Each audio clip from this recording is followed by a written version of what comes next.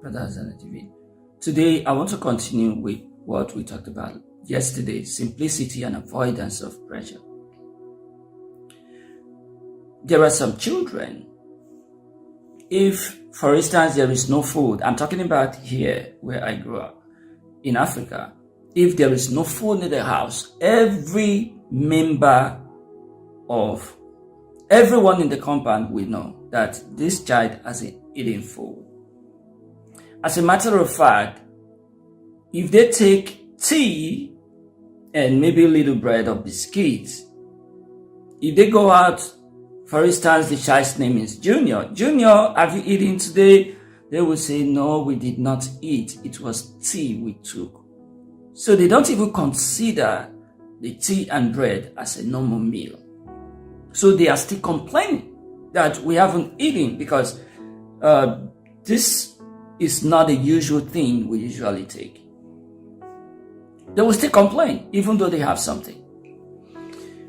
Life has become so complicated that today there are basic things that people feel that they are very, very necessary in life. And if you don't have them, you will know you are a nobody. Today is not just about having a car. It is having a flashy car. I have never regretted any day for not having a car. It's not because I can't buy a car. But I have no regret. I have not actually seen the need. Although it's not that there is no need, I use a prosthesis. I use artificial leg. So there are times I find it really difficult. But I have other better things to do with the money than to buy a car. I rarely travel. But why not I send the money across to the other side where we shall spend eternity? Once in a while I travel, but why should I buy a car and be maintaining a car when I rarely use it? When I can invest that money in the lives of some children, in their education, in their physical rehabilitation of their bodies. Why can't I do it instead of maintaining a liability? So a lot of people now think that you have to be super rich in life. Life was simple until society complicated everything. Today you need data, you need TV subscription, app subscription, bills. A lot of these things are actually necessary. For instance, you can't do without water. You need water, you need electricity. But things like seasonal fashion, things like unnecessary and costly cosmetics, some things like expensive vacations, luxurious life. We can avoid some of these things that put unnecessary pressure on us. As a matter of fact, one of the things we need to control is our exposure to social media. Let me tell you, if your children are not of age, if they are not matured, don't expose them to social media. As a matter of fact, if you can pay them to stay away from social media, please do. Because right there, even Satanists, people who may not have access to your family can access your children. Your children can access their content online. So we need to be very, very careful this season, this time around that we find ourselves. Pressure is so high. Now let's look at the Bible. Philippians chapter 4, 11 to 13. Not that I speak in respect of want, for I have learned in whatsoever state I am, therewith to be content, to be satisfied in whatever state.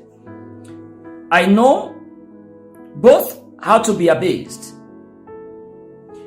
and I know how to abound.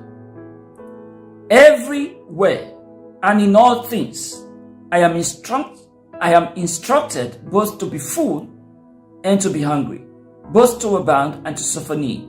I can do all things through Christ, which strengtheneth me. This is Paul's own account. Remember, he was a tent maker. Paul was sustaining in terms of money. Even though he was a preacher, he was a writer, he wasn't writing for money, unlike today that a lot of people write for money. I'm not condemning it. Paul was a writer. He was in full-time ministry, but he used his spare time, his free time, to do tent making. Paul was in full-time ministry. It was his spare time he was using. He wasn't a full-time worker and using his spare time for ministry. He gave himself wholly to ministry. But he was sustaining himself financially. He wasn't depending on the ministry fully. So whether people bring or not, he knew how to manage his life. And he trained himself to know how to live, not to be pressured by anyone. He simplified his life to the point that even though he does not have money, he said, I know how to abound. Even when I'm hungry, as a matter of fact, I can do all things through Christ who gives me the strength. There are people who do not have money, but they want to copy the lifestyle of others. They want to copy societal values. Some of these societal values are wrong. A lot of people now,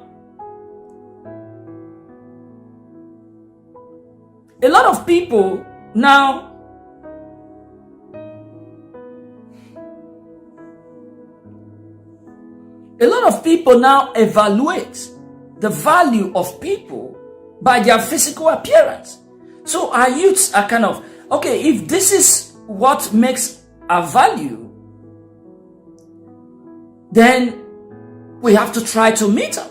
We have to try to appear the way people want us to appear.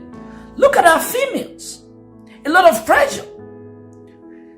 They need perfume, they need roll-on, they need powder, they need to, every part of their body has a budget.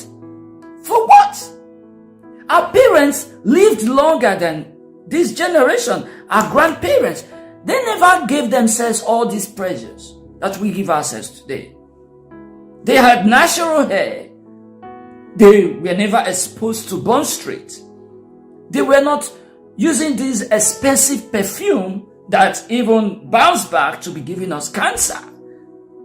Their lifestyle were so simple, so simplified. And because of that, they never experienced high blood pressure. If you allow yourself to be pressured, your blood pressure will go up and your life will be cut short. Every time I remind myself that I'm not in a competition with anybody. There is no destiny mate. I have age mate, but I have no destiny mate. Am I pressured?